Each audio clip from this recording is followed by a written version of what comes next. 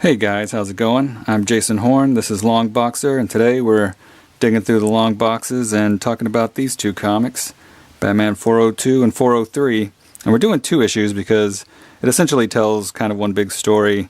It's not exactly to be continued, but it's all about this guy who thinks he's Batman.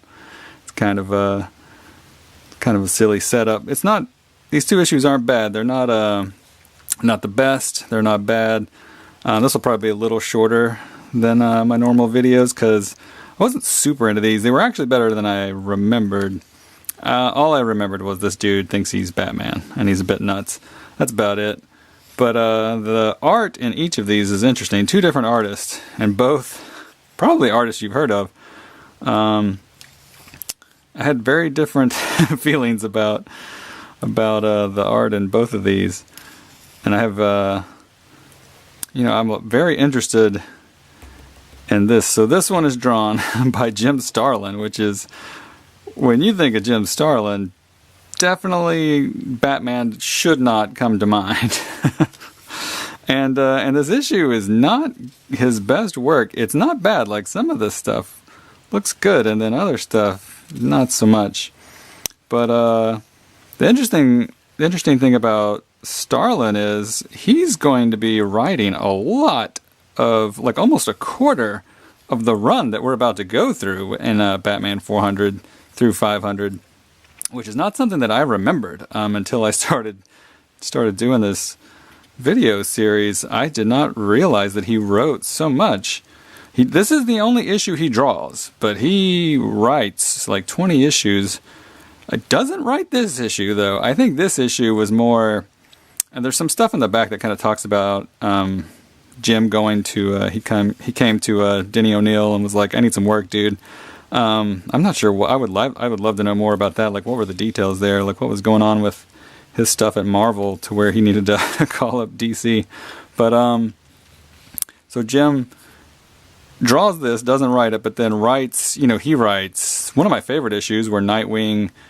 confronts Jason Todd about being Robin. He writes the death of Jason Todd. He writes Jason Todd's new post-crisis origin. So, actually, he doesn't. The guy who writes this wrote that one. Sorry, confusing. But he does write so Jim Starlin does write the death of Jason Todd. So he writes a lot of this stuff.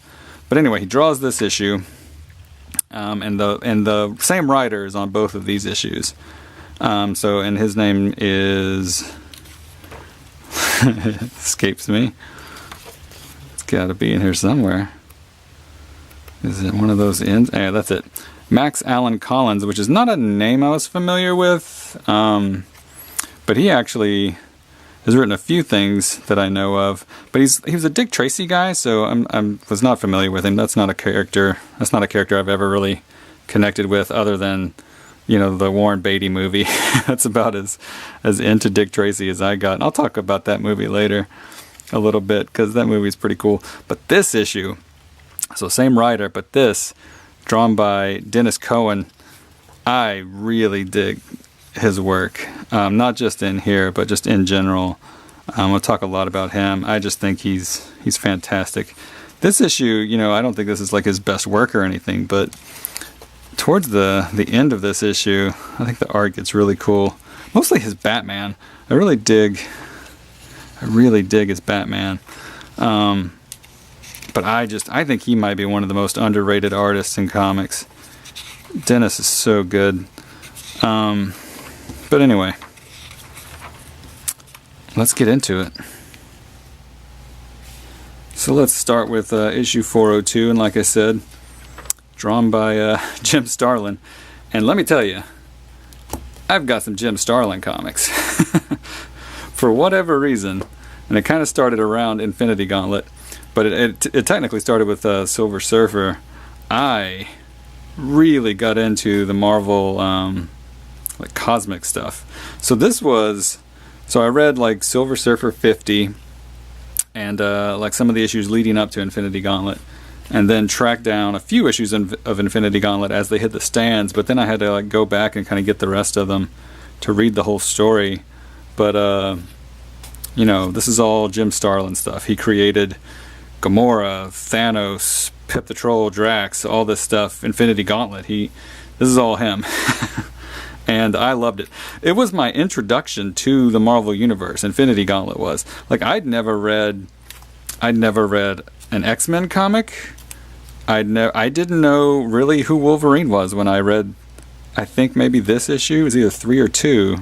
And I didn't even know who they were. All I knew was Spider-Man and Silver Surfer, and that was it. And I had a general idea about Captain America, maybe from Secret Wars or something. The toy line, not the comic, because I never read that. But yeah, I didn't know I definitely didn't know who most of these people were, like these Avengers and these other guys. I had no idea. But so Infinity Gauntlet is a pretty good introduction. I mean, you're kind of thrown, even like all the crazy cosmic guys. It's an introduction to almost the entire universe, so it's kind of cool. And then there was, I collected all of this stuff. I didn't keep up with literally all of it, but yeah, I've got got a lot of Jim Starlin comics. And like I said, and this is this right here. This is one of my favorite comics of all time. It's really good. I'll have to do a review of this sometime. I bought this off the stands, as you can see, at Walmart, I think. Back when Walmart had like a rack of comics. And this was my first gimmick cover. I got so many gimmick covers after this, but this is my first, the silver embossed. I don't know if the camera can really pick up the silveriness. But I didn't know. I knew basically who Silver Surfer was, had no idea who Thanos was. But this issue retells Silver Surfer's origin as he's fighting Thanos right before Infinity Gauntlet, and it's fantastic. Then after that, all this stuff. I didn't get all this stuff. Some of the stuff I've picked up since, like this Infinity Watch stuff. A little bit here and there I've picked up out of discount bins. But I'm such a fan of Jim Starlin's writing. Not as much of a fan of his artwork. I think he's good for some of those, what I would consider some of those older guys. It's not like his art's bad. It was just never very exciting to me. But I've read, I guarantee you, I guess can't guarantee you, but I feel like I've probably read more Jim Starlin comics than you have. Because I've read every Thanos appearance in Silver Surfer. I've read all the Infinity stuff, all those graphic novels that he's done in the last few years with these characters. I've read all those, almost. Maybe there might be 1 or 2 I haven't read. But there's just a ton of those. All those Infinity, there's goodness, I can't even remember the names, but there are so many of those things. So, Jim Starlin fan. I'll go into this saying that. Jim Starlin fan, but not so much a fan of his art, and definitely not so much a fan of the art in this book. It's okay. I really don't get these ears. These are longer than Kelly Jones' Batman ears. Crazy stuff. I really like this, but this might be my favorite panel of the comic. But anyway, the artwork, not great. It's so funny because it's a Two-Face comic. Sometimes it just looks, not great, and the next you turn the page and then there's this panel I really like. It's a bit of a Two-Face. Have you come across this? Yes, I am familiar with this syndrome. She's a Two-Face. Like the Batman villain? If that helps you. And then you get this, Alfred. I don't know, thank you. I don't know. I do kind of want to talk about the coloring in this comic. It seems different than usual. It's a little, some darker tones. This stuff here, I'm not sure. So this is, I'll get into the story in a bit, but this is the fake Batman. Actually, this might be the real Batman. So they literally look the same. He gets a Batman. This guy who's crazy thinks he's Batman. They get a Batman costume, so I can't remember. Yeah, I think that is really him. Anyway, the coloring here is really interesting because it's, kind of not the normal blue.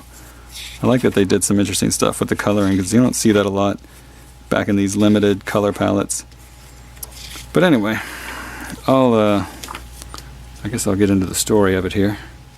So the story starts, and you get this splash page, which is I don't know what the term was back then, but I would call this, in Photoshop, this would be running a threshold filter on a photograph. I don't know. I'm sure there was, they probably did some stat camera trickery. I don't know what you would call this back in the day, but this is that thing where the artist is using a real photo and then just dropping in this Batman thing. I'm not sure what city that is. I assume it's New York, but I don't know. Anyway, interesting effect. Kirby did some great stuff, more collages, but he also did some photo stuff like that. You know, it usually kind of takes me out of the story when I see stuff like that. So I'm not like crazy into those things, but you know, they can be used okay. Story starts, Batman is he's stopping this robbery. That's a typical Batman setup. Couple's in the bad part of town. These thugs come out of nowhere. Batman's here to save the day. And you're thinking, oh, this is like I said, this is a normal Batman story, right? No. Not normal. Batman broke that guy's neck. What are you, Shadowhawk? He's killing people. What's going on? He's killing people and loving it. Look at his face. And then he takes off the cowl and he's like some blonde dude. What? What is going on? And so it turns out there's this crazy guy pretending to be Batman, doling out, you know, some rough justice. Gordon's like, I know it's not you. You wouldn't do this. And Batman's like, I'll go catch whoever did this. Don't worry. And now, see, this is a little sidebar here. This is very interesting. So I had this. This was in one of those 3-packs I bought as a kid that I could get at Walmart. So this is one of my first Batman comics. And this is the first Batman comic I ever read where this happens. Jason, you don't think I... And that was it right there, Jason. So this is pre-internet. I had no idea what was going on. Look, why is there a Robin named Jason? I love it. He looks just like Dick Grayson to me, but he called him Jason. My name's Jason. I'm in. What is this? And it took me probably like years to figure that out, but that's kind of a side note of something that was important to me when I was a kid. And I was probably like 10 or so when I read this issue. But anyway, so Batman's like, what's going on? This guy's dressed as me. We got to figure out what it is. I don't even remember what this was. So this guy's got a whole... He's a little bonkers. He's got a whole closet full of Batman costumes. And so Batman figures out that the guy that's doing this is a cop, former cop, who... He was taking down the mob, and then the mob killed his wife and daughter. Super good comic for a kid to be reading. People talk about like, oh, when I was young, comics were for kids, but they were still pretty rough. Not a bad thing, but just, you know, they were rougher than I think people remember. But anyway, Batman figures out that the mob killed this cop's family, and then you know, this guy trained him, got really good at martial arts and crime detective work, and he but after, you know, so he was a good cop detective, but then after his family got killed, he flipped out, and the only way he could deal with it was to think he was Batman and could take everybody down. So Batman figures that out. Batman even visits this guy's mom. This is a weird scene because she thinks that he's her son. Super weird. See, I like some of this stuff. I like some of this art, and I even like the bonkers ears sometimes. I like it, but it's just not. I don't know, just not what I don't know. I don't know. Maybe I like this more than I thought. I like some of this art more than I thought. I don't know. Every time, I'm telling you, it's a two-face. If that helps you. Keeps changing on me. Batman starts trying to figure out where this guy is. He's asking all his old buddies or whatever, and then he comes face to face with him here. There's a little fight. So then, this is similar to like the last issue with Magpie. So he has a small fight, punches the fake Batman out, and so, you know, that's the end of the story. They arrest him, and then in this next issue, he's just gets free again, and then you just got to do the whole thing over. It's just weird. I mean, it's kind of Batman, you know, the villains always escape and you got to catch them again, I guess. But like literally, like issue after issue, can a dude stay in jail? So anyway, Max Collins is the writer. He's done a lot of different kinds of writing, like novels and Dick Tracy strips and some different comics. He'll pick up writing again right after the next few issues, which is year 1, Frank Miller writing. Right after that, he picks up again and does the, the kind of famous retelling of Jason Todd's origin, where he's like a punk kid stealing the wheels off the Batmobile. So this writer's coming up again pretty soon. He's also known as the co-creator of DC's Wild Dog, which, even though I have these comics, I've still not read these. I got these maybe a year ago or so out of a discount bin, and I'll get to these at some point. I might do a like a rando review for the first issue or something, maybe. It's not a character I'm super familiar with other than just the visuals. But another interesting thing that Max Collins did, so there was this manga Batman book, and he actually did the English adaptation for it. It's got this really great like Keaton looking cover on it, but I have not read this in a very long time. I remember liking it. It's you know, unique and interesting. So I'm not like a manga person or manga. I don't even know which one it is. I guess I just say manga more. So I haven't read a ton. Like maybe Lupin the Third is the only. It's probably like the only manga I've really read much of. But this is good. This is interesting stuff. The art's great. So they had to do, you know, they Americanized it. So the guy who wrote these did the adaptation, but they also like had to do that thing where they reversed the artwork so that it's front to back. But so one of the interesting side effects of having to flip the artwork like that. Let me see if I can find an example. I can't, apparently. Let me look. Anyways, so I'll just tell you. So the one of the things that's funny about them having to flip the artwork is that Two-Face is scarred on the wrong side. Other than that, I don't remember, you know, how the reading experience was or the translation. I don't really remember. But yeah, this book's interesting. Some good, you know, as you can imagine, some good tech and stuff in here, like good Batmobile, good Batcave. He's a pretty good Batman overall. But it's kind of a interesting book if you can track it down. But anyway, this dude did the English translation. I obviously never read the original, so I don't know how good of a translation it is, but there you go. He also did that. And like I said, Jim Starlin, Denny O'Neil is the editor, and so it ends with this, with Max Collins talking about his interest in Batman and that he comes from Dick Tracy work and how similar those two are. And this column's continued in the next issue. Nothing super interesting, but certainly not bad. So that's 402. And so I talked about Jim Starlin's art. So to talk about Dennis Cowan, he's like I said before, just an underrated artist. He's so good. If you're not familiar, I got to show you like some of his work. This is an issue of Green Arrow, just a random issue of Green Arrow he did. He's kind of one of those artists that's just all over the place. He's done like a little bit of everything. So I think he's not inking himself here, but this issue is really cool looking. The coloring is great on this issue. I've got a really long run of Mike Grell, of his Green Arrow, and he actually wrote this issue, but Steven Seagal had, but Dennis Cowan, I guess, did like a fill-in of some sort, I guess. But it's a really great looking issue. His artwork is so unique and interesting. It's, you know, storytelling is solid, but it's like he's one of those artists that you can usually, I mean, look at that, you can tell it's him. For, you know, it's unique enough to where you know it's his work. And so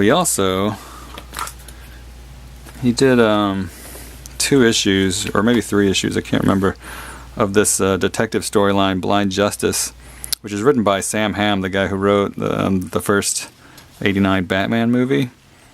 And this might be his best Batman work. Maybe. It's really good. If I can get it in frame. There we go. Yeah, golly, this Batman's really solid. Especially when he does like weird, he's doing like weird trippy stuff. Where he's really great for that.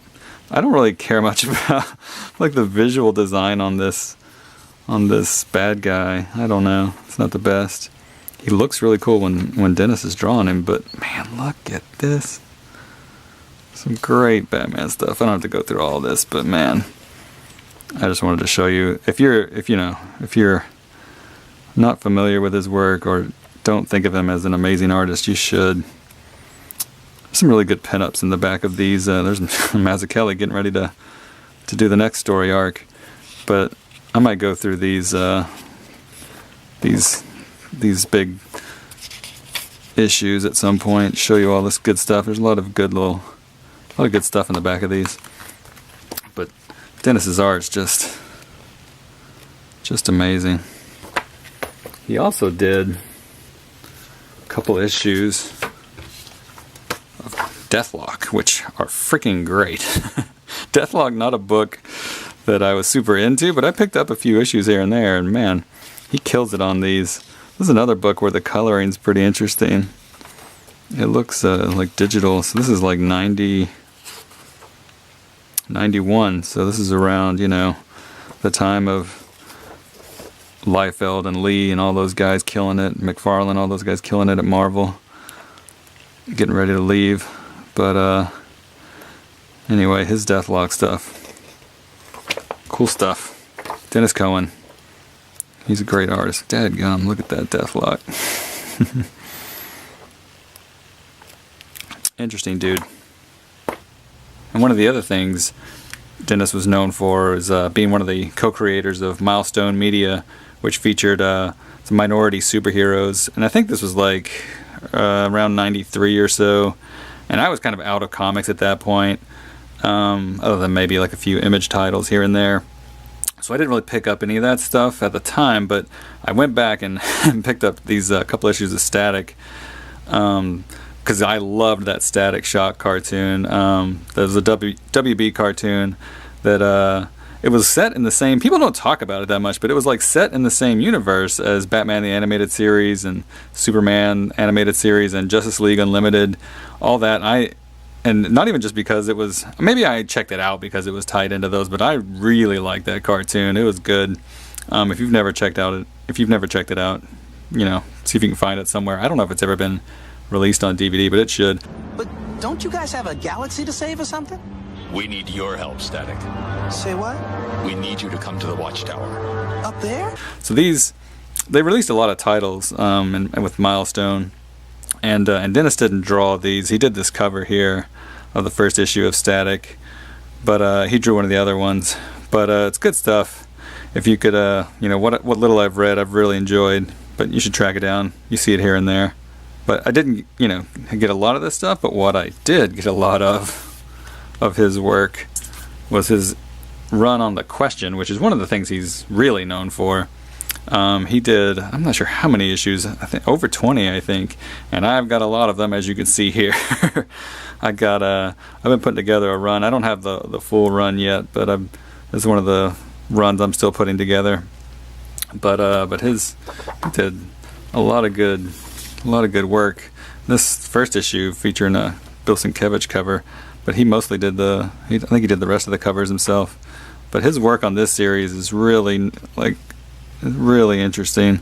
This is written by Denny O'Neil, but if this is stuff you've never tracked down, I highly recommend it. The character is a question that I probably at some point got interested because he's the inspiration of Rorschach and Watchmen or something, and that kind of led me to this. But boy, it's this book is interesting. It's not normal. It's definitely not like your normal superhero stuff. A lot of the issues, not early on, but then a lot of the issues got mature reader label on it. It's definitely not your normal stuff from DC. It definitely was a little harder edge to it. But Dennis's artwork, just great. Love it. He's kind of perfect for The Question, because there's a lot of it's gritty, realistic crime a lot of times, but then there would be like crazy. But he did a lot of this, wacky stuff because the question's always like going through weird stuff. A lot of trippy things can happen. But it's a really good run if you've never picked it up. I think they might have reprinted some of this stuff. So the other interesting thing, one of the last notes on Dennis Cowan was that I thought for years, this is a true story because I'm an idiot, I thought his name was Denny's Cowan. And it might be Cowan. I don't even know how to pronounce his last name because I'm terrible at reading names. But yeah, for for a long time, definitely thought his name was Denny's. I'm an idiot. I'm also I even thought for years I thought Jeff Darrow and Jeff Johns, because they spelled their first name Jeff that weird way with a G. I thought their names were Geoff because for real, I'm super bad at reading names. Balake. Where is Balake at? There's no Balake here today. Yes, sir. My name's Blake. So as far as the story goes in the second issue, 403, so we start with Batman supposedly fighting Two-Face and the Joker, and as you can imagine, you go in thinking maybe this is Batman, maybe it's not, who knows, with this wacky storyline we just had, and of course it's not him. It's this guy who's inside Arkham or an insane asylum, I guess, and he's killing these guys. It's pretty much the exact same kind of start as that one. So he escapes this. Yeah, it is Arkham. Okay, yeah, he escapes Arkham, and this is the thing that's kind of interesting. I'll get to in a second. Here's another thing that's kind of interesting. So this is Vicky Vale. This had to have been the first issue I ever read that had Vicky Vale in it, but she'd been around for a while before they used her in the movie and before this issue. But well known for Kim Basinger's performance, but she'd been Bruce's. And this issue's kind of interesting. So she starts talking about, they're on a date, and she's talking about how terrible Batman is and how great he is, and it starts bringing up his dual identity and what it means to him and stuff like that. This is the thing I was going to tell you about a second ago. So he escapes Arkham, and just out of nowhere, apparently, Arkham in this story is geographically just right down the road from Wayne Manor. That's kind of the thing that's interesting about Batman. Whenever you need geography to serve your purposes, it could be right next to Metropolis. It could be, the Wayne Manor could be right next to, Arkham or wherever. It's just wherever you need it to be for every story. So anyway, dude just escapes Arkham, goes into a random cave, and just finds his way into the Batcave. That's pretty bonkers, but it's not the end of the world. But so he finds the Bat costumes, and he's like, finally, I'm me again. Gets the Batmobile, steals it. Jason Todd wakes up. He's talking to Bruce about his date, and then Batman's like, "Where's the Batmobile? Oh no." I really like this panel. That might be my favorite panel in this issue. I really like this Batman. It's fantastic. His Bruce is good, but man, his Batman is really dope. This is a cool little scene. It's cool seeing his Joker and his Two-Face too. Dennis Cowan's take on these characters. Batman pretty much tracks him down. It's so similar to the other issue. I don't really get the point in doing it twice in a row. I don't know, man. And then, golly, it's other than I don't know, it's a little different because he goes into the Batcave, but Batman tracks him down, finds him. There's a very short fight, literally one page. So it ends, the big finale to this 2-part story. Batman comes in. They take down these crooks. I think so. Dude was trying to kill the people who'd killed his family. He was going to kill him. Batman comes in, saves the day. And then they have one panel fight. And then that's it. The end. Game over. Not the best. I love the art. The story's not fantastic. There's another From the Den by the editor, Denny O'Neil. Nice little pun. From the Den. But and he just kind of talks about, the great stuff that's about to happen. Batman Year One is coming, and he talks about the writer of this coming on and kind of doing like some darker stories. He's kind of talking about how darker stuff is going on in Batman, so get ready for for a darker Batman. And that's about it. And then it's the second part of the writer, Max Collins, talking about his connection to Batman and Dick Tracy, which nothing super interesting. So that's it, man. 402, 403. Some interesting stuff about the art. Story, kind of meh. Not the best, not the worst. But, you know what's coming next. Batman Year One, which is, as I've said before, it's probably my favorite Batman comic. Probably the best 80s comic, maybe. I think it might be. Anyway, that's coming soon. Thanks for stopping by.